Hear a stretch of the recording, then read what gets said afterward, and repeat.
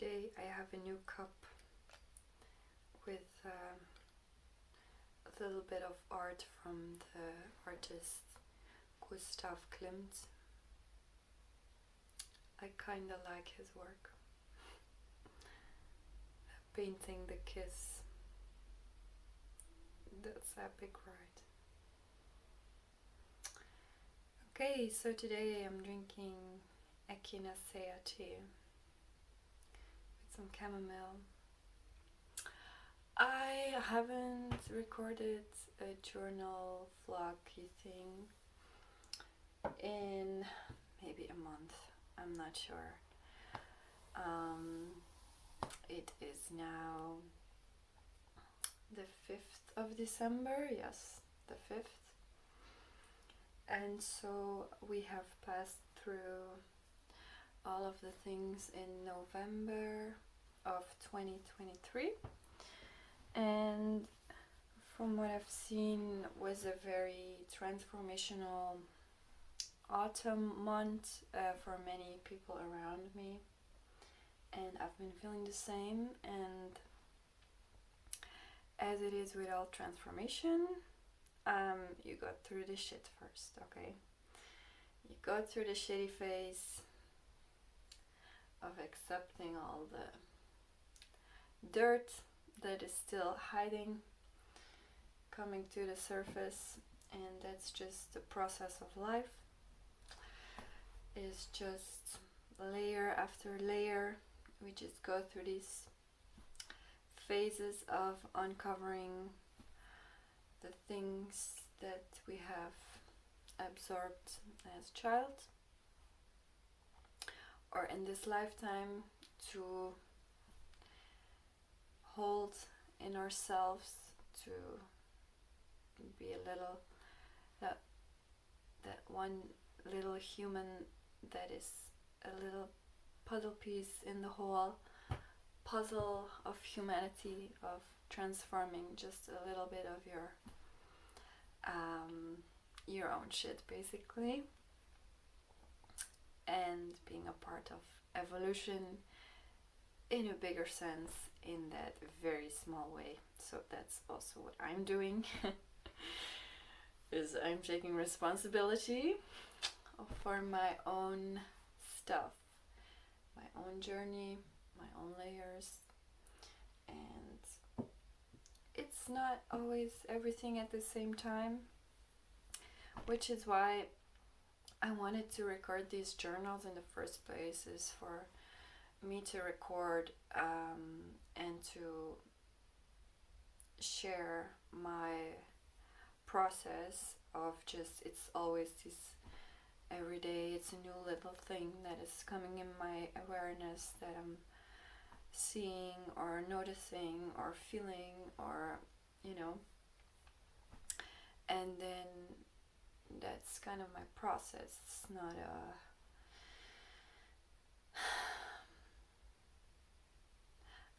I'm not gonna wait anymore to be at this certain point in my life where I'm like, okay, now I've learned everything, which it's never gonna come. And I'm still learning how to love the journey that is life.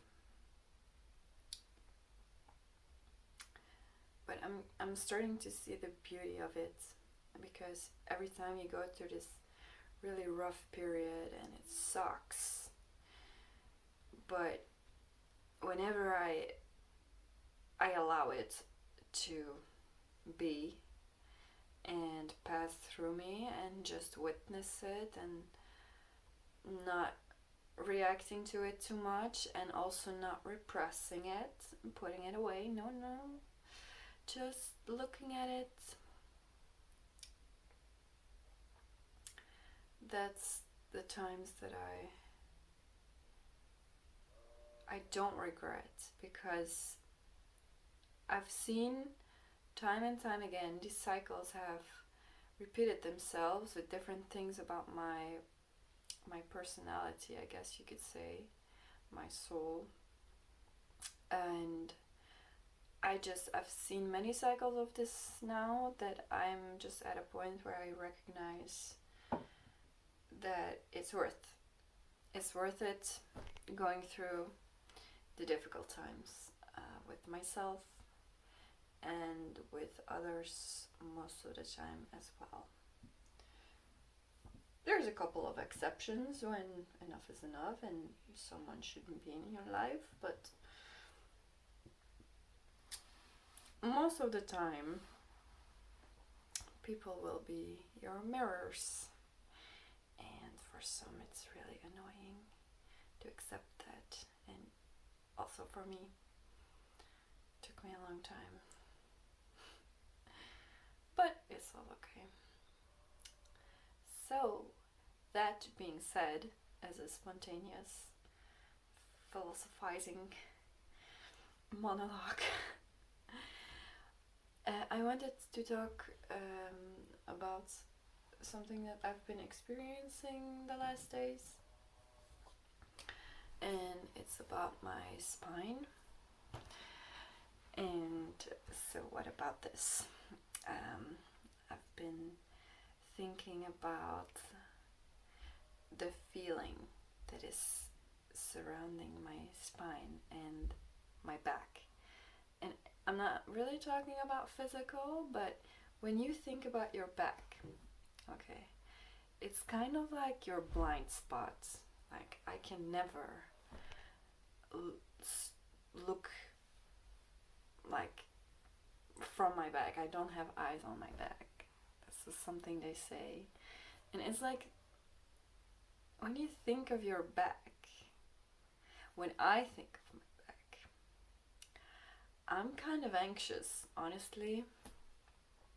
And even like when I'm walking on the street, I'm like, if I tap into the feeling of my spine and my back, like if I tap into what am I feeling in that part of my body, it's like, yeah, someone can grab me from behind anytime, and someone can rob me or stab me, and it's not that I've ever truly been in this kind of situation,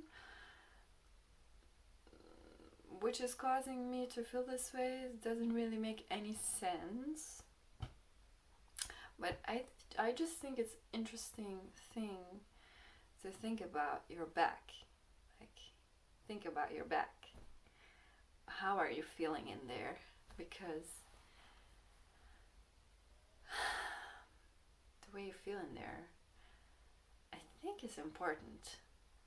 Yeah. I think it's underestimated. Yeah, because what we see in front of us, in front of our faces, is like very obvious, and it's like, yeah, I can trust that I'm seeing this object standing right there. But can you trust what you're feeling in your back? And that's an interesting one. I'm exploring that right now. And I'm actually leaning more towards, since I'm kind of anxious, feeling in that place, I'm leaning more towards like, okay, like I would like to trust more in that part of my body or energy, I don't know. So every time I catch myself, when I tap into the feeling of my spine and back, and I go into this, oh my god, what if someone, I don't know, what if something happens behind my back and I'm like killed or something? Whenever I catch myself having those kind of weird feelings or thoughts, I'm just letting it be, first of all, and then I'm just observing it, and I'm like, okay, so this is a random thought, sure, but instead of turning around and looking to verify what is happening, if there's something happening behind my back or not. Maybe I should start to tap into that energy that's behind my head and behind my back, and starting just to trust it, or just, I don't know. I'm connecting with it a bit more, and it's part of me. It's part of me. So I want to be around the ball of energy, right? I want my back energy to be mine, and I don't want it to be filled with anxiety, but it kind of is right now. So yeah, I just this week I've become aware of that. There's this whole part. Not my life is not just what I'm seeing. It's also what's behind my back, and that's a whole nother world. I think it's a big ball of energy. Maybe it's more like incoming flow. I'm not sure. Maybe it's more like the yin, feminine qualities that are behind the back, because it's the unknown. It's the unknown, but maybe I can kind of get to know it. You see the paradox? Just exploring. If you have any revelations or experiences around your back energy without turning around, like the eyes on your back that don't exist, but you can still feel the energy of your back. Yeah. Please share. Alright, bye.